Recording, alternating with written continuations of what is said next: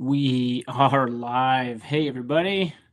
Welcome to Tuesday Talks. It is Tuesday, obviously, and Tuesday afternoon, at least the time of this live recording. We're with you live every single Tuesday. I'm inside today. I've been liking to do these on my back patio, but it's pretty windy today. So I'm doing this from my normal broadcast space up in the bonus room. I don't know. I think I've got a pretty good setup here, but I'd love to hear from you guys. Which particular, if any, background you prefer? I had some space that I use for during the winter months.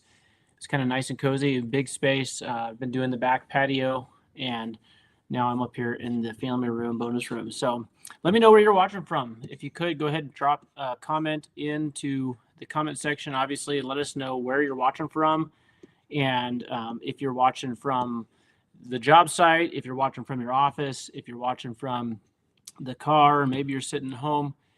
If you're in the bathroom, keep that to yourself. But for the most part, we have people watching from, generally speaking, the Pacific Northwest. We got folks in Seattle. We got people watching in Portland, obviously, Boise, Idaho. So wherever you're coming in from today, let us know. It also helps me get some feedback, know if the audio is working good, the video.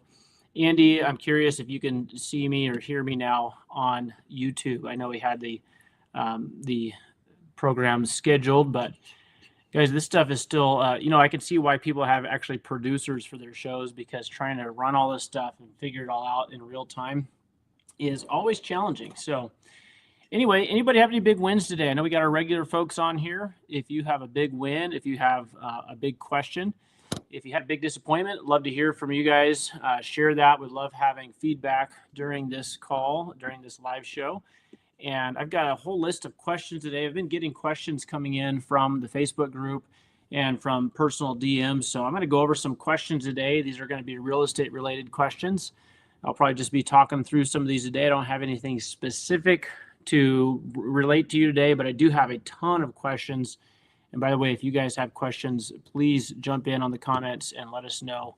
Give us some feedback on that. So let us know where you're watching from. Let us know what questions you have, and let us know if you have any big wins, any big disappointments, something you just want to share with the group. I'd love to hear from you guys. So I'm going to jump right into this. One's a super easy question to answer. Beginner kind of a question, obviously. Someone says, what's the difference between wholesaling and flipping? And I don't want to be like, I don't want to be demeaning to that. I don't want to be like, oh man, that's a dumb question, because it actually is a legitimate question. Wholesaling is different than flipping, although you might have heard some people refer to wholesaling as flipping, but you're flipping contracts. And effectively, wholesaling is the primary difference between wholesaling and flipping is in wholesaling, you never actually own the property.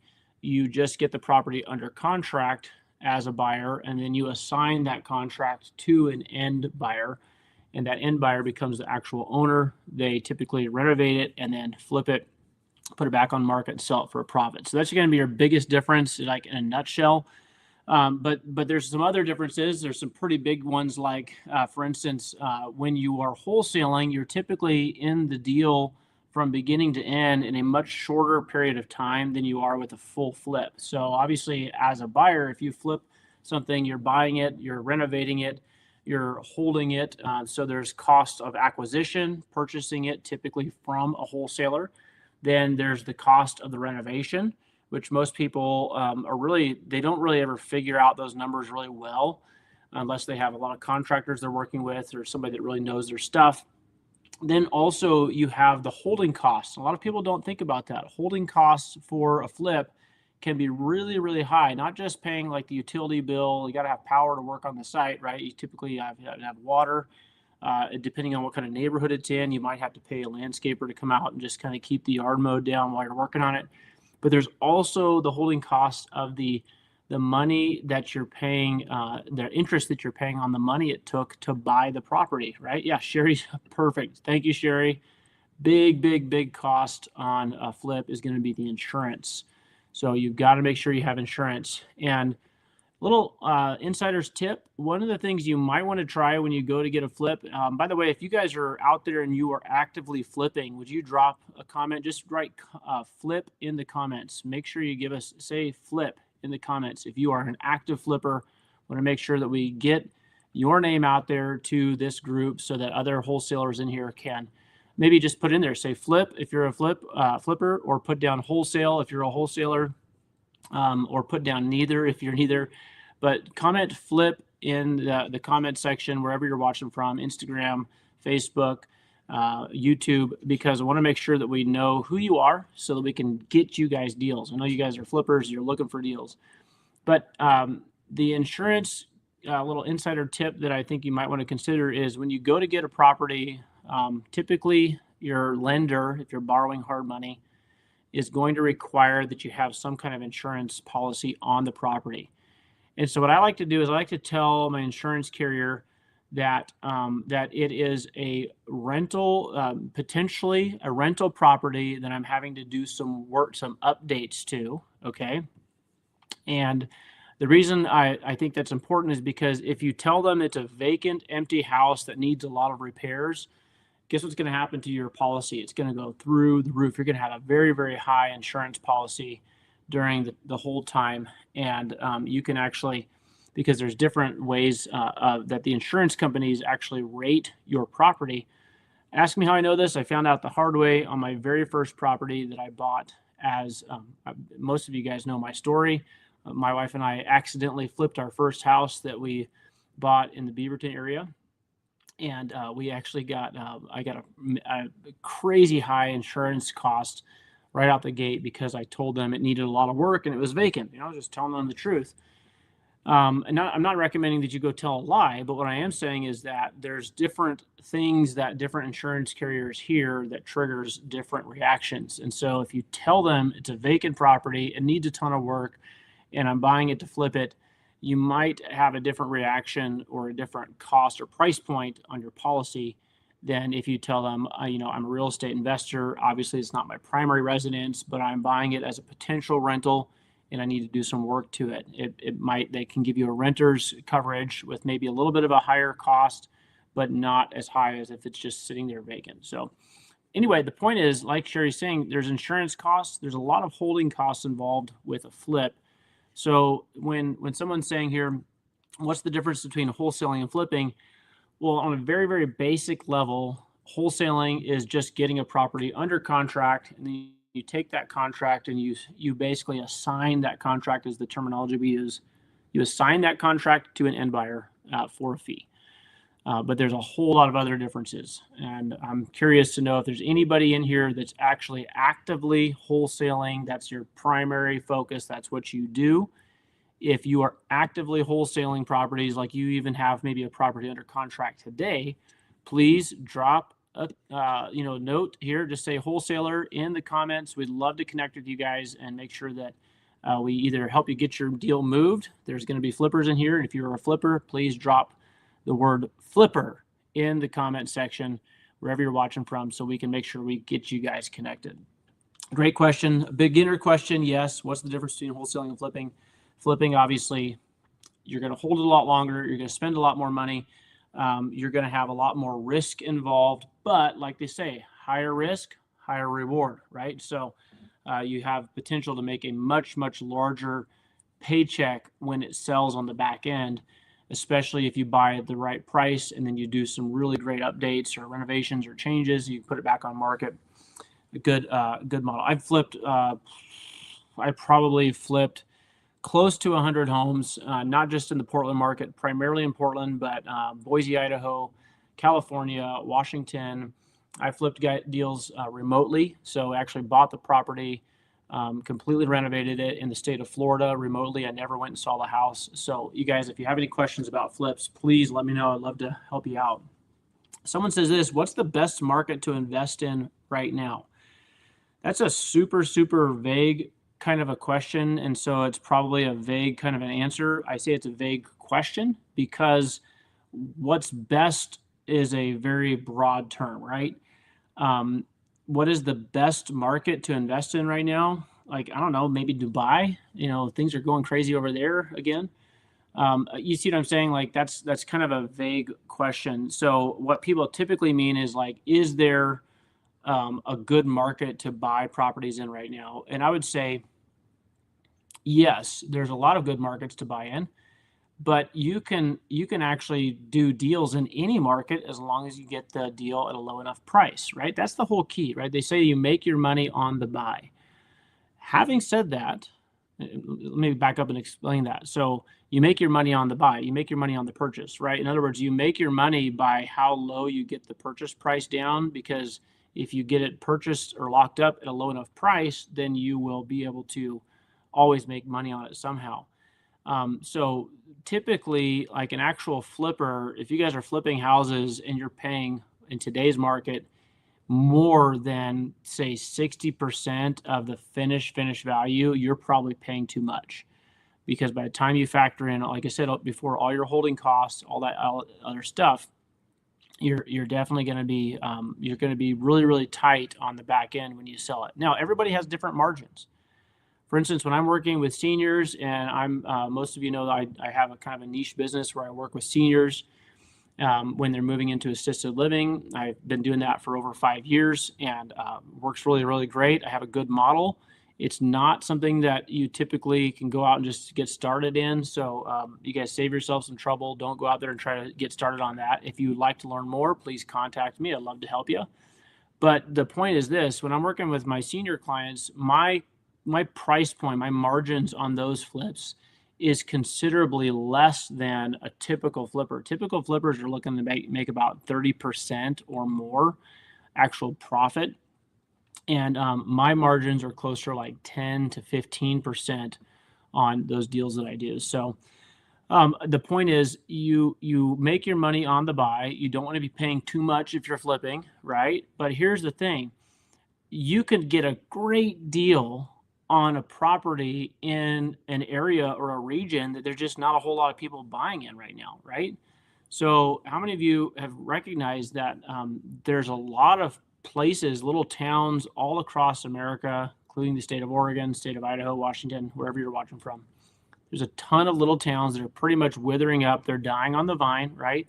Those are probably not really great really great markets to go out and pick up a property, even if you get a great deal. For instance, I've got a friend of mine from church, and someone who I have done deals with before. I've done a couple deals with him, and he said, "Hey, John, my father passed away. My mom has a property, and this is up in Eastern Washington, kind of out in the middle of nowhere." And he's like, "We've had this property on the market. We can't get it sold. Do you have any suggestions?" Because he knows I'm a real estate guy. And bottom line is, I just basically told him, like, you have to drop that thing down so low to where you almost just give it away, or you need to set it up on the sale on some kind of a creative deal structure where someone can come in and buy it, and just buy it with terms where you get maybe a low or very minimal down payment. Then people make payments on it for a couple of years so they can at least get in and do it. But even that, you got probably a local buyer is going to be your only buyer, because some places just like, it doesn't matter how good of a deal you get, nobody's buying there, right? So you have to be really careful as a flipper. Sherry says many investors in several regions of the U.S. are looking for more multifamily properties right now. That's very true, Sherry. A lot of multifamily deals right now. Anybody have any questions or any guesses on why there's a lot of multifamily properties for sale right now? Particularly in multifamily, most of you probably know this, there's Class A, Class B, and Class C type of properties. And so with a Class B type of a property, which is where a lot of people end up buying, you have general rents, kind of in that average rent rate, maybe a little bit higher. It's not a kind of a low income, budget friendly type of a property. It's definitely not high end luxury. There's a lot of people that are really hurting in the multifamily space right now that own these properties, and it's because a lot of these deals get picked up. Multifamily deals a lot of times get picked up with financing that typically has a lower end price point to get in, as far as the interest rate, not price point, interest rate to get into the deal. But then they come in on an adjustable or a variable, and a lot of those notes have come due, and the variable interest rate at today's rates is so high that the monthly revenue being produced on that on those deals is really hard to get. That's right. John George says the carrier shorter term commercial loan terms in refi is expensive. That is exactly what I'm talking about. Thank you, John, for that comment, because that is so true, man. And there's a lot of people out there that are looking to sell multifamily properties, and even people that are willing to take creative financing offers. But remember, it doesn't matter how good of a creative financing offer you get. If you're buying someone else's interest rate and they're selling it because they can't afford the payments with the current rent income they have, you don't want to get yourself into a deal that's just not going to actually make sense for you. So be very careful about commercial properties, taking commercial properties subject to right now.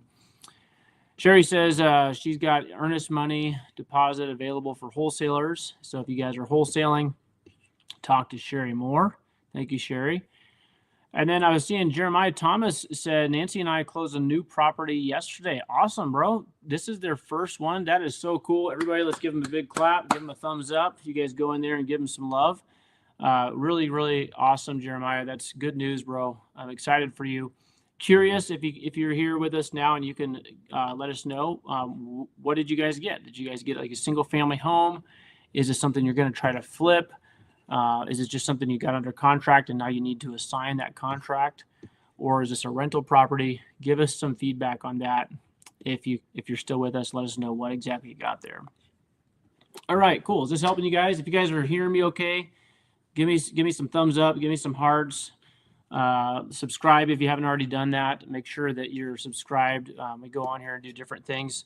I'm going to read a couple more questions. Okay, here's somebody else is coming in. Is flipping still profitable in today's market? Yes, but like I was saying, the margin for error is more slim because you have kind of a more flat market right now. So your market is not as good as it was a couple of years ago, meaning the buyers out there are having to pay a lot more money to borrow money. Interest rates are high. That means it's costing people more money. So what that means is they're looking for deals, right? The buyers are in control right now. If a buyer's out there looking, and I say buyer, there's two different kinds of buyers, right? There's the retail buyer, the mom and pops, the John and Jane Smiths, right? There's the people that are going to move into the house that you guys finish and put on the market, whether it's for rent or for sale.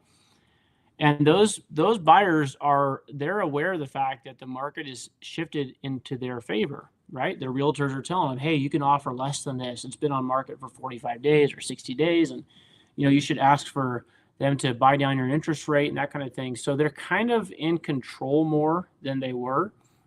And so you want to plan on, when you go to sell your flip, you want to plan on having that price at a place where that's reasonable, maybe even going to create some excitement, like, hey, this is actually a pretty good deal. There's still people that are getting multiple offers on properties. I don't even know what's going on right now. That's just this last week and a half, guys. I've gotten 3 different offers on one property that's been sitting pretty much dead in the water for the entire summer. In fact, it started in late spring is when I first put the sign up, and property's just been sitting dead in the water, really no interest at all. And boom, out of nowhere, just over the weekend, I had 3 different offers come in on the same property. I don't know if it's getting closer to the school year starting or whatever, but boy, I was actually like really busy with texting people back. I've got a property that, these are all creative offers, so creative terms. So if you guys are looking for a creative deal, in other words, you want to bring in some cash and put it down on a property and need an owner operator or rent it out, I've got a couple of deals. One in Portland. I've got one in Pendleton. I've still kind of been kicking around what to do with that one. And then I've got a really great property here in the Treasure Valley, Nampa, Idaho specifically. So all those are available for creative terms, but remember, your end buyer is kind of driving the decision making right now. Always think with your exit strategy in mind. So don't just buy it because you think it's such a good deal and you love the house and it's so cute or whatever. Buy it with the end in mind, especially factoring in that today's end buyers, your retail buyers, not the investment buyer, but the retail buyer, two different kinds of buyers, right? Most of you on this call today are going to be more investment buyers. But the retail buyers, the ones that kind of drive the market, they are paying a pretty high premium, comparatively speaking, right? I know there's people that pay 11, 12% for interest, 17%, 18% for loans in the 1980s. But for today's rates compared to what it was just a few years ago, interest rates are still pretty high. And normally, if you're paying higher interest, you're buying at a lower price, right? So it doesn't mean that the entire market is shifting or is dropping, but just remember the buyers are in charge. So keep that in mind. That was the answer to the question. Is it still a good idea to flip, or is flipping still profitable? Yes, but make sure, again, you buy at a deeper discount on your front end. Be conservative with your back end ARVs, your after repair values. Be very mindful of the fact that your finished sales price might have to be dropped. It'd be better to price it lower and get more offers up front than to price it higher and have to keep dropping it down till you get a good buy. And then make sure you pad your rehab budget. If you guys are figuring on what your costs for renovation are going to be, add another 15, 20% on top of there just to be safe, right? So as you're doing your figuring, you're doing it with the end in mind. Hopefully that makes sense. Okay, is this making sense? Is this helpful at all? You guys give me a thumbs up. Give me some feedback. I'm not seeing any questions. Maybe it's just not coming through. If you guys have questions, comments. Here's Sherry says, congratulations, Jeremiah. Thank you, Sherry, for being a team player and participating in here. If you guys have questions, comments, if you're like, come on, John, you can do better than this, then let me know. Give me some feedback in the comment section. I love the interaction. That's what I'm going for here. I love to see you guys' comments, to know what's going on, what you're working on. So give me some feedback here. All right, Bonnie says this. My husband and I just bought a duplex, living in one side, renting out the other. Awesome. Bonnie, that's what we call a house hacking, and you are officially awesome, because most people would love to have the scenario that you're in right now. In other words, you have rental income coming from a house that you just bought. That is amazing. So that is really, really good. I'm curious, Bonnie, if you did that on purpose, like you guys kind of set out to find a duplex, or you just kind of stumbled upon it and it made sense. Maybe you can give us some feedback in the comments. I'd love to hear more about that, and let us know are you in Portland, Seattle, Hillsborough, Beaverton, Boise. Just love to hear from where people are watching from and where they got that property. Also, was that an on market? Like, was it listed, or did you find something off market? And how do you feel about the deal? Love to have some more feedback from you in the comments. So Bonnie, thank you for chiming in there. Let me get into another question. Okay. Here's another question. I've got $50,000. What should I do with it in real estate? Okay, now this is definitely not a question that everybody has. By the way, guys, I'm taking these questions from just some of the people that DM me, people that send me private messages, some of the comments people make in the Facebook group. If you guys aren't part of it, if you're in the Portland area, you've got to jump into PDX REI group. The PDX REI group is where we got a lot of different stuff going on. Sherry's in there. Sherry says, woohoo, house hackers rock. That's right. That's right. Congratulations again, Bonnie. And love to hear more from you if you dare to share here on this call today. But the question here today is, I've got $50,000. What should I do with it in real estate? So what I think the person asking here is trying to ask is should I go out and like use that as a down payment on a hard money loan to get a flip? Should I? Well, let me back it up. I don't know exactly what they mean, but this is where it pays to get really specific on what you're wanting to do. Okay, so the question is, I got $50K. What should I do with it in real estate? And I would say that's pretty vague. Kind of like the whole, there was the other question that we had earlier. What's the best market to invest in? So yeah, we're talking about someone here who's got some money. And I guess what I'm going to take it is they're trying to figure out what they want to do with that money, what's worthwhile, what's a good place to park it. And there's so many different ways that you could spend $50,000 in real estate. that, I think that it's wise to kind of start asking yourself, like, what do I want to do? For instance, if you're sitting at home and you're independently wealthy and you're like, I got $50,000, I'm going to go, put it in the real estate market.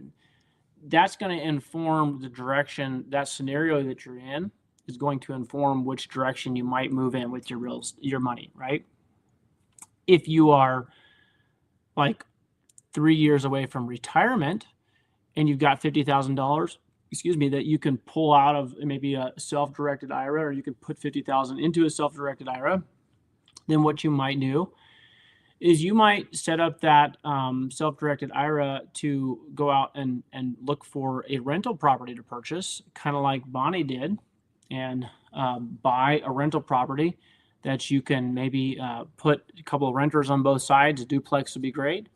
And you use that $50,000 as a down payment, like on maybe like a DSCR loan, something that's fairly simple and easy to get. And you use that $50,000 to put money down on a property that you go out. It's going to make money down the road, like kind of like retirement type of money. Okay. The other thing you can do with $50,000, and again, this is all based on what your particular situation is, what your needs are. You could use the $50,000 you could split it up and say, I'm going to spend $5,000 in marketing, and I'm going to spend, $10,000 in to pay a seller that is in pre-foreclosure and needs to sell their house, but doesn't necessarily have enough equity. And I'm going to use $5,000 to go out and do some specific marketing, targeted marketing, to find those types of sellers. I'm going to have $10,000 that I'm going to put toward helping someone get out of their house. And then I'm going to have, I'm going to have $20,000 that I use as a budget to kind of go do a light renovation on a property. So really, really light work. You go in and just do it, just paint, maybe change out some flooring. And then you put that property back on market, and maybe you want to even stage it so you have a little bit of money you use to set up for staging. In other words, you could take $50,000 and you could do so many different things with it, right? It all depends on where you're at in life, what your immediate needs are. Sherry's saying, if you have $50,000, then are you interested in becoming a private money lender? She can help you. That's right. And Sherry is very active in this space. She's super, super good gal, and somebody that's honest. You can trust her. So I say big shout out to Sherry. If you have $50,000 and you just want to put it to work and let it be completely passive where you're not involved at all, you can give it to someone like Sherry. I don't mean give it, but you can let her use it, and she can put it to work for you in some of private money deals that she's doing. So $50,000 can go a long way. You could also talk to me. I have, like I said, I work with seniors who are moving into assisted living. And a lot of times what I'll do is I'll use $50,000, typically no more than $100,000 at a time, to help that senior get moved out. I do the renovation work, and then I get the property on market, and I kind of have a system that works really well for doing that. So if you have $50,000 and you want to work with me, then let me know. Dana jumped on. She says, just wanted to say hi. Good to see you. Your smiling face on your profile pic there, Dana. Met you and I believe it was your boyfriend, fiance, down at the PDX REI meetup. I think it was a month and a half ago, 2 months ago now. Let's see. John George has a question. Before I get to that, let's see. Jeremiah made a comment. Small single family home to live in, then flip while looking for more deals to continue working forward together. Yeah, so that's in reference to, they just closed on their first deal. Congratulations, Jeremiah. They bought a little single family home they're going to live in while they're working on it. That's always a test to the relationship. So hats off to you guys. Been there, done that more times than I care to say. And my wife says never again. So by the way, guys, I've been married 25 years in September. And I'm married, just an amazing partner, life partner. My wife is awesome. But I have learned over the last 25 years that I can be very, very pushy when it comes to what we're going to do. And I need to start giving my wife a little bit more credit on what she thinks and what she says, because I've always been like, oh, no, we're going to do it. We're going to live in it. We're going to sell it. We're going to make amazing money. And my wife she has horror stories about some of the properties that we've lived in, having to wash dishes in a bathtub, having a rug covering the kitchen window while I waited for the order to come in. It's not even funny. So I don't know why I got off on that, but I will be praying for Jeremiah and his wife as they flip the house that they're living in. Slow flip, I think they call that. Okay, Sherry says, let's see, what else? Did I miss something? Okay, here's Bonnie. Bonnie says, we were looking for a while for a duplex, so they knew what they were looking for. It was on market in Gresham. They were able to buy down their rate to 5.8. There you go, due to a seller credit. Guys, this is exactly proving what I was saying a few minutes ago. So they made an offer on a property. They knew exactly what they wanted. They found something, and they were actually able to get the seller to buy down their interest rate. So instead of paying 6.5% or 7%, they got it down to 5.8, which is really still not bad, especially in today's interest rate environment.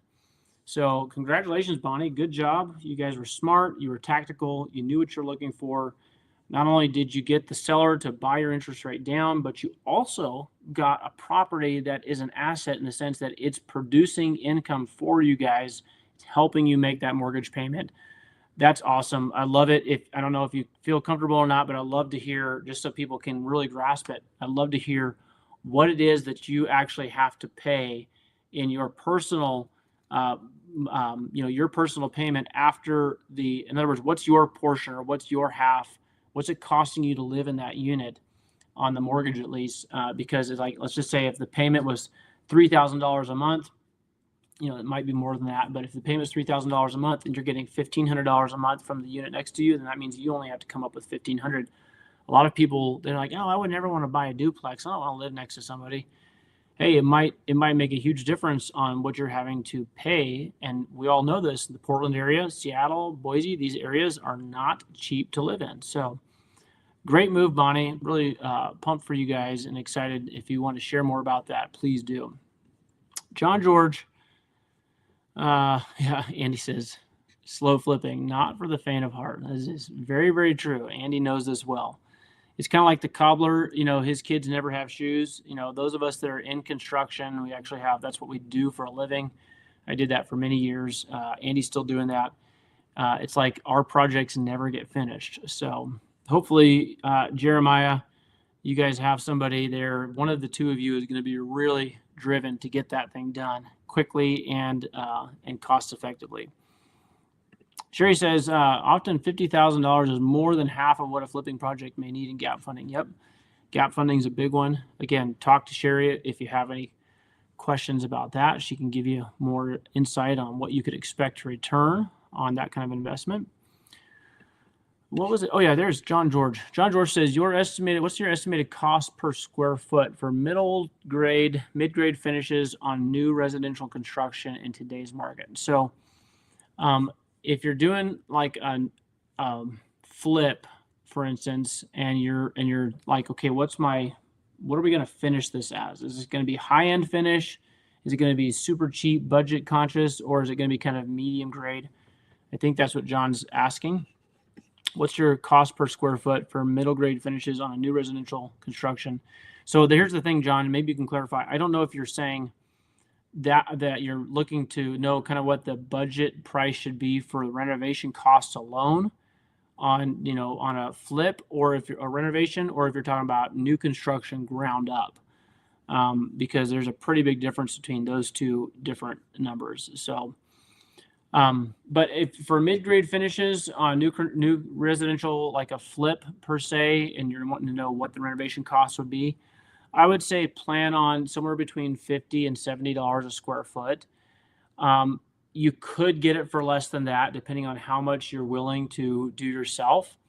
But I would say for someone who's just going to be managing the subcontractors, you want to figure about $50 to $70 a square foot. I know that's a pretty broad range, but there might be different factors in there. Like maybe the kitchen was remodeled. I just looked at one 2 nights ago. The kitchen had been remodeled in 2020, but both bathrooms had not been touched since like 1980. You see what I'm saying? So I give a little bit of room there. If your house is, 1,000 square feet, then we want to figure in, $50,000 is a safe mid-grade finish renovation cost for, that's safe. That's going to be carpet, new carpet, new flooring, paint, all that stuff. So John George says ground up. So ground up construction on a house, or John, is this ground up construction for your garage apartment for the property in Hillsboro? Because that will also play a difference, right? In other words, if you're going to be doing ground up construction for a full house, 3-bedroom, 2-bath house, the cost there is going to be different than the cost of a ground up construction for, like, I think what John George may be referring to. It could be wrong, but he's got a great property. I know it's great because I'm the one who originally bought it, and then I sold it to him after I got most of the renovation done. Sold it to him last year. And so, John, if you're talking about that one there in Hillsboro and you're looking to do that garage ADU addition, I would say probably plan on spending around, I don't know, cost per square foot, but I would say for a garage with an apartment above it, probably plan on spending at least $150,000. You would definitely want to get different quotes because there's some people that's all they do is kind of like those types of garage projects. If you're talking about an actual house, I think the cost of construction right now, it's come down a little bit because, again, everything's slowed down. But I think you want to plan on spending ground up construction costs. You want to plan on spending about $180 to $200 a square foot. And again, if it's high-end luxury stuff in specific locations, it can be, I've seen stuff lately as high as $300, $400, $500 a square foot. So big difference based on where you're building and what kind of product you're building. All right, I'm gonna make sure I didn't miss any questions, comments. Cool. If this is helpful for you guys, make sure you're making some comment. Okay, John says it's for a house looking at tear down property. Okay, so if you got a tear down property, the good news is you probably are going to only have to pay for a replacement dwelling permit as opposed to a new construction permit. You say, well, I thought I'm going to tear it down and build a new one. Yes, it's new construction, but it's not new construction in the sense that you're having to pay for the first time all the park, and recreation and road tax fees and all that stuff. So every time someone builds a new house, totally new, like just bare dirt, never was anything there before, we're going to put a new house on that dirt. There's a whole bunch of upfront costs that can range from anywhere, typically around $25,000 to $30,000 on the low end, to literally over $100,000 if you're building inside city limits of Portland. And those costs are going to basically be like, hey, this is just for the pleasure of the potential of living in this area. So you pay all those costs up front before you ever even build a house. And so if you find a property that has an old structure already on it, typically, especially if you can go back and say, hey, this building was on this property and they've been paying taxes on it, then you can tear that down and actually get a permit for replacing that existing dwelling. So it's called a replacement dwelling permit, existing dwelling permit. In any case, the cost there can be substantially less than the cost of brand new construction. So that's a plus. And I would figure, like I said, if you're going to put up like a 2,000 square foot house, John, on the existing property, then, simple math, let's just do it real quick together. If you had let's just say a 2,500 square foot house, and I don't know how much room you have there, but let's just figure average 2,500 square foot house, and you factor in about $200 a square foot, your cost of construction is going to be about $500,000. That's for all your hookup fees, landscaping, about $500,000 to build new, about 2,500 square foot house. So again, you can get those costs down by doing some stuff yourself, but factor in about $500,000 to build new construction on an existing permit property. Maybe that property is going to be worth, after you're done, $800,000, $900,000. Very, very easy to do that in the Portland market. But you want to make sure that you are factoring in, obviously, your cost of acquisition, the cost of that property, that existing structure being torn down. So there's a lot of different factors that are going to plug in there, but the cost of just the house itself, you probably pay about $500,000. Guys, pardon me for 1 second. I got to plug this thing in. Don't want to die midstream here on you. We are coming up at the top of the hour here, so I want to just get through this real quickly, answer a couple more questions. Bonnie said the duplex was $550,000. Okay, let's do the math on this. $550K purchase price. We got an FHA loan and put down 3.5. Our mortgage payment is $4,000 total. The other side is rented for $2,000. So there you go. We pay $2,000 out of our pocket, but there's an ADU potential in the garage. Very cool. And so, Bonnie, if you guys can get that ADU built either into the garage or maybe added onto the garage or on top of the garage, not sure how it's set up, that ADU might cost you, that renovation, especially if you're able to do it inside of the existing envelope. You might be able to do a really, really nice ADU for $80,000 to $100,000. Again, that you could do it for far less than that if you do it yourself. But let's just say you farmed it out, you subbed it all out.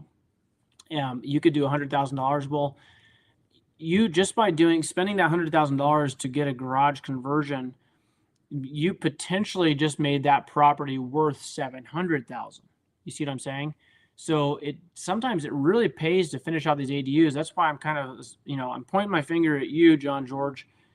I would love to see you go spend the money, get the financing in place, however you have to do it to get that garage done on that property in Hillsboro. Bonnie, I'm going to encourage you to do this while the contractors are maybe, there's contractors that are looking for work right now. Just today, I had a painter that I've worked several times. A lot of times he's like, oh, I'm not available. He's texted me 3 times in the last 2 months saying, hey, if you got any work, I'm available.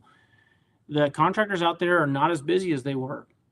And so you guys, this is a time, because of the way everything is kind of wonky right now, this is a really great time to be doing projects if you can get the financing in place. You say, how in the world do I get financing in place? Well, you might talk to someone like a Sherry Moore who says, hey, as long as we can come in and get, this property, this loan secured by this way or the other, there's people out there that will loan money. It might be a higher interest rate right now than you really want to pay, but if it allows you to get the thing done, start producing extra cash on these properties, then you can almost always go back and refinance it. Because guess what? Prices are going to continue to go up. Even if they're kind of flatlining a little bit right now, they're not going to dip majorly. They're going to continue to go up because there's still just a lot of demand. There's still housing shortages, inventory shortages everywhere. And even though the market is showing, at least on market, that there's more properties on market than there are buyers that are in the market, that's not a picture of the overall economy of housing in America. In other words, there's still a major shortage. Okay, so if you guys can get these little projects done and start adding that additional income to your properties, you will be very glad that you did, instead of waiting until everything's booming and rip roaring again and you can't get a hold of a contractor to save your life. All right, Andy says, is there a basement or crawl space area you could dig down or raise the home, add more living space if limited lot space? Yep, could still do garage with a shop upstairs. That's correct. So, by the way, if you guys are interested in getting some quotes for renovation, Andy's your guy there in the area. Be happy to help you out, or at least point you in the right direction. At least let you know kind of what you can do potentially. And just make sure if you have him come out, you don't waste his time. Either give him a $100 or so just for coming out on site, or hire him. But nobody likes to do stuff for free for people for too long.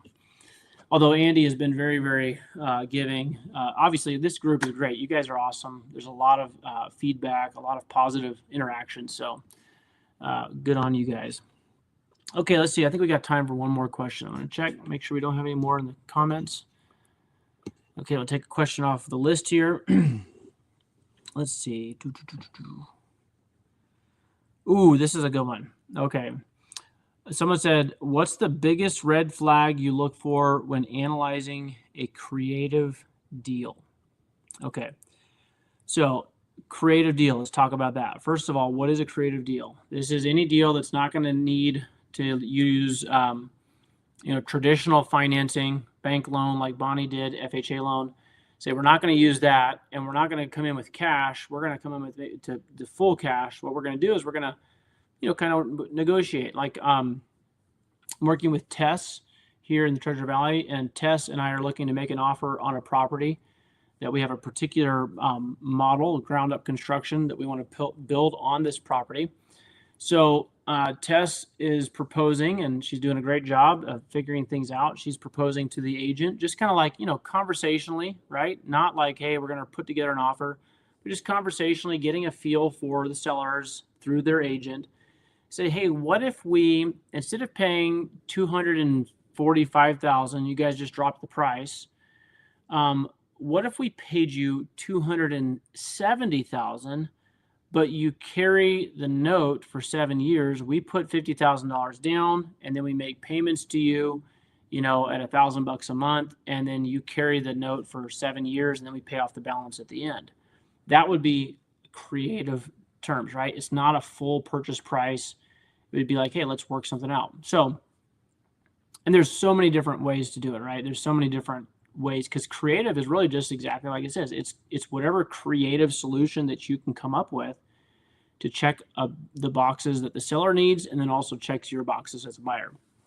So the question was, now that I've explained that, what is a creative deal, at least in general terms? What's the biggest red flag you look for when analyzing a creative deal? Okay, well, there's two. Okay, number one is I'm looking at motivation. That is the number one thing. If the motivation is to make the most amount of money possible, then I can probably check that box for the seller through creative financing. In other words, if someone is willing to carry the loan for a little while, right? They're willing to maybe not take so much down right now, but so they can get a bigger payday later. That's a huge motivation, right? Because their motivation is they want to get as much money as possible out of this property. And so if their motivation is to get as much money as possible out, then I can definitely check that box for them with creative terms. If their motivation is to get as much money as possible today or tomorrow, like right now, I need that cash in hand, creative terms don't usually work for that type of scenario. Now, I know there's ways, and some of you are more advanced and you understand like Morby method and all this stuff, but I'm just saying, in general, creative terms usually work for people that need to get the most amount of money possible, and they're willing to extend that time it takes to get that money out, or they have some kind of a, let's just say maybe they're going to incur some kind of a big capital gains tax by selling. And so we say, hey, we can kind of offset some of that and kind of help you stack that out or spread that out year over year for the next 7 years if you take these creative terms, right? So they're not having this huge bill up front. They're kind of getting to lay that thing out. That's another, again, getting the most money or keeping the most money from the sale is their primary goal. If they need cash and they need it yesterday, which is a lot of times is the motivation, then creative terms aren't usually the best. That's where cash offers come in, and that's where that cash offer needs to be at. Again, 50 to 60% max of the ARV of the after repair value of the property. So you want to make sure you really, really get a good deal if you're doing cash offers right now. So creative terms are really, really good. I told you there's two red flags, two big things. So one is motivation. What is their actual motivation? The second thing is, let's say they are highly motivated, but they want a really high down payment and a high monthly payment. It just doesn't make sense, right? Because if I have to come in with a ton of cash just to get in this deal, and then I'm paying cash out every month, I might as well just go work with, a cash buyer and just get the thing and at least get a price reduction, right? So if they're trying to get, creative terms, but they're being unreasonable on what they want, or maybe the payment on the mortgage is too high. If you're trying to do like a subject to, it sometimes just doesn't work. So two things there, motivation, and then the actual cash lay down or cash monthly payment. Bonnie says this about her place. They bought a duplex, but just so you guys know, if you're just joining, that Bonnie They got a duplex. They closed with an FHA loan. They were qualified. Obviously, they had some money saved up, so they put 3.5 down. Their mortgage payment is $4,000 a month. They rent the other side out at $2,000, so they're in this thing for $2,000 a month. They've got someone else helping them buy down the mortgage on an asset that they're going to probably own for forever. And at some point, they're probably going to move out of that one side and they're going to rent it out. They're probably going to bump the rates up to about $2,500 a month per side. Maybe do some slight improvements. $2,300, then $2,500. Eventually, it's going to be $2,700 a month, and they're going to be paying $4,000 on that thing because they got it locked in for 20, 30 years. So this is a good move, really good move. But she says, additionally, there's a garage, a huge garage with a loft on the top, windows already installed, and door entrance to the top. Oh my goodness, Bonnie, this sounds like what a great deal. Good job. That is so cool. This right here is what makes real estate fun, right? You get into something that's providing a shelter over your head. It's also providing income, and it has potential for growth in the sense that you can add additional income on this property. And by the way, additional income eventually equals additional value, right? So, Bonnie, if you guys finish this garage up top, and you might want to have Andy, the Renovate guys, come over. Andy is he's a great handyman and also contractor. He can get you connected with some people that can do this project, no problem. But boy, if you don't get that thing turned into an apartment up there, a separate studio apartment, then Bonnie, I'm just gonna have to say, shame on you. Just teasing. I understand it might be a little much to take on and tackle right now, but think about this. The sooner you get that thing finished, the sooner you're making more money, just like that side next door. In other words, that's an asset that's not earning you any income right now, but it has the potential to, and you could do it a lot easier and more simple than you probably even realize. So that sounds like a great property, Bonnie. Congratulations again to you guys for making a big move and buying, even when the market was, considerably different than it was a couple years ago. You leveraged the property itself to kind of hack into this thing. Jeremiah, super proud of you and your wife buying your single family home. You're going to do a slow flip. You're going to live in it while you renovate it and then sell it down the road, avoid that capital gains or at least offset it, and then look for more deals. Guys, this is awesome. Now, if you want to accelerate your progress, then you have to learn how to use other people's money, right? OPM is the name of the game. And that's where someone like Sherry Moore can come in. Sherry Moore comes in and she can help get you guys connected to other money. And that other money is money that other people have. They want to put it to use, just like I talked about. Somebody had a question about $50,000. What should I do with it? There's people out there like that, guys. They don't want to house hack. They don't want to flip houses. They don't want to go talk to sellers and get wholesale deals under contract.